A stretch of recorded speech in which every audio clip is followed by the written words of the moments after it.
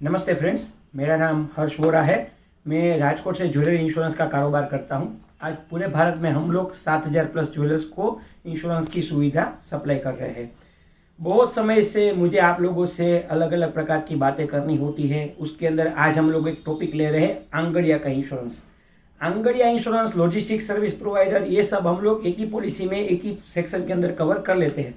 मगर अभी कुछ दिनों से, पिछले कुछ 8, 10, 15, 20 दिन से हम लोगों को अलग अलग प्रकार के केस आ रहे हैं जिसको हम भी एंटरटेन नहीं कर पा रहे हैं। उसके किन्हीं वजह की कारणों से, तो वो वजह हम आपसे आज डिस्कस करेंगे। अभी थोड़े समय पहले रतलाम सिटी से, राजकोट से रतलाम के लिए माल जा रहा था। करीबन 400 किलो चांदी का माल था। अब उस आंगड़िया ने वो पार्सल जो है वो डाल दिया ट्रैवल्स की बस के अंदर। अब ट्रैवल्स वाले ने लॉक लगाया नहीं लगाया पता नहीं। जब वो लोग मध्य प्रदेश में पहुंचे तब उन्होंने देखा तो अंदर माल ही नहीं था।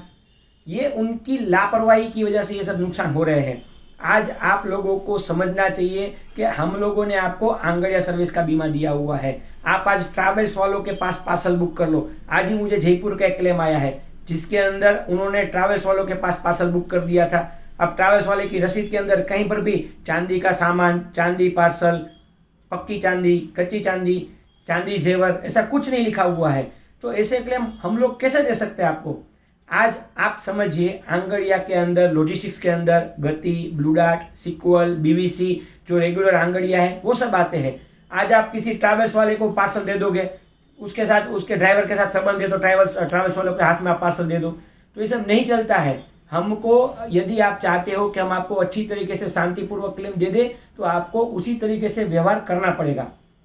एक दूसरा टॉपिक है, आज आप देख रहे होंगे बहुत सारे एयर कार्गो सर्विस वाले चालू हो गए हैं। हम यहाँ से राजकोट से बनारस माल ले जाएंगे 80 रुपये किलो में, हम राजकोट से रायपुर माल ले जाएंगे 85 रुपये किलो के अंदर। मुझे पता है, जहाँ तक मुझे नॉलेज है, आज तक कोई क्लेम नहीं आया है। मगर बहुत सारे लोगों के अंदर हमको ये सूचना मिली हुई है कि उसके अंदर वो लोग एयरपोर्ट पे जाके इमिटेशन करके पार्सल बुक करते हैं। हमने आपको चांदी का बीमा दिया हुआ है, इमिटेशन का नहीं दिया हुआ है। आप भी जो बिल दे रहे हो वो चांदी का दे रहे हो।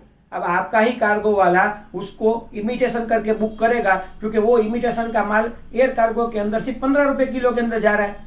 आज आप खुद सोचिए कि राजकोट से आगरा, राजकोट से बनारस, राजकोट से आप पटना पकड़ लीजिए तो 200, 250 रुपये, 150 रुपये के नीचे पार्सल जा ही नहीं सकता है। उसमें आप आंगड़िया वाले का प्रॉफिट जोड़ लीजिए, पार्सल का खर्चा पकड़ लीजिए, दूसरे खर्चे पकड़ लीजिए। अब जो पार्सल एयर कार्गो वाले 80 रुपये में लेके जा रहे हैं तो उसमें कहीं ना कहीं कोई दिक्कत है।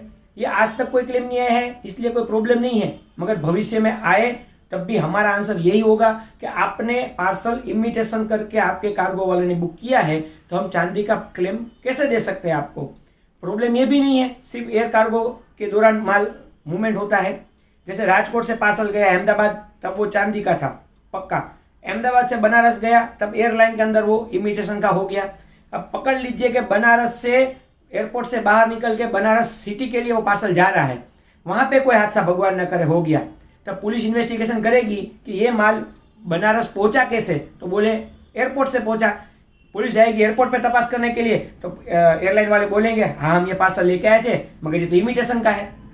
पकड़ लीजिए कि आप बनारस के अंदर आपका हादसा हो भी जाता है, मगर जहाँ पे एयरपोर्ट पे वो पार्सल लैंड हुआ था वहाँ पे तो इमिटेशन बोल रहा है ना।